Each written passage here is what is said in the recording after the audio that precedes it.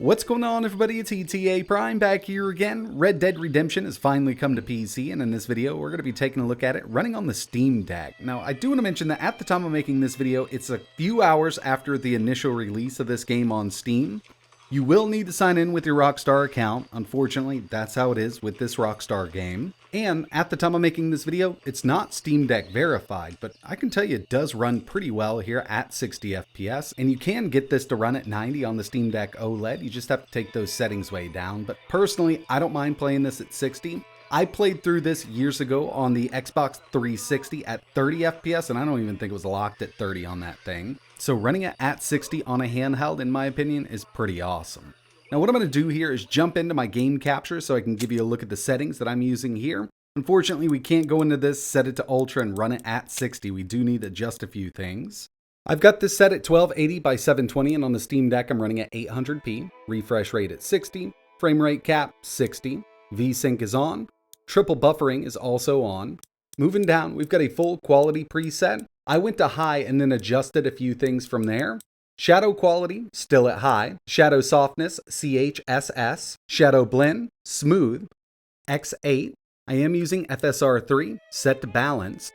And then when we move down to the very bottom here, terrain level of detail, I backed off by one click. And tree level detail, I backed off by one click.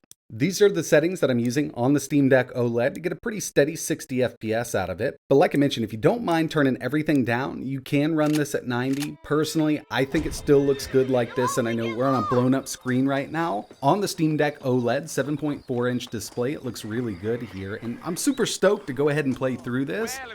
And of course, we've been able to emulate this game for a while, running it at 60, but getting an official PC port is pretty awesome. Now the price here, I'm not too keen on it. They are charging $49. It does come with the Undead Nightmare. And I think for a lot of people, they're not going to be able to justify that $50 price tag, even if you get those DLCs with a game that, you know, is this old. Now, it is ported over to PC. It's running pretty well. I'm sure we're going to get some bugs here and there, and we'll get a few fixes over time.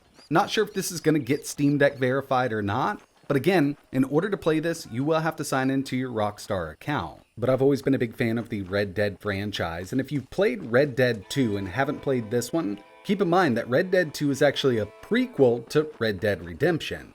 So we still get a lot of story here, and of course Red Dead 2 is going to look a lot better. I mean, it came out years and years later, better engine. It does have a lot more detail than the original Red Dead that we have here, but I do think that this is worth playing.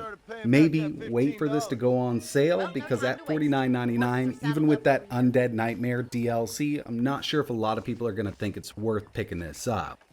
But either way, I'm going to be playing through it on the Steam Deck OLED, and I'll leave you with a little bit of gameplay here. I mean, you can see up in the top left-hand corner, we've got a pretty steady 60. Every once in a while, I did see it dip down to around 59. If I didn't have that frame counter on screen, it's something I'd probably never notice. But yeah, I've been having a lot of fun with it, and it does run on the Steam Deck LCD or the Steam Deck OLED quite well. But that's going to wrap it up for this one. If it does go Steam Deck verified and we get kind of a 90 Hz mode, I may make another video. But again, I'm going to leave you with a little gameplay, and like always, thanks for watching.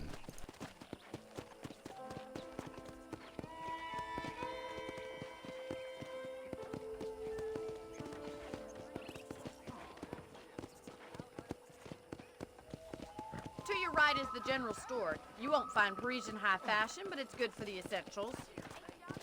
Very convenient. I don't think I've ever seen a ranch with its own store before.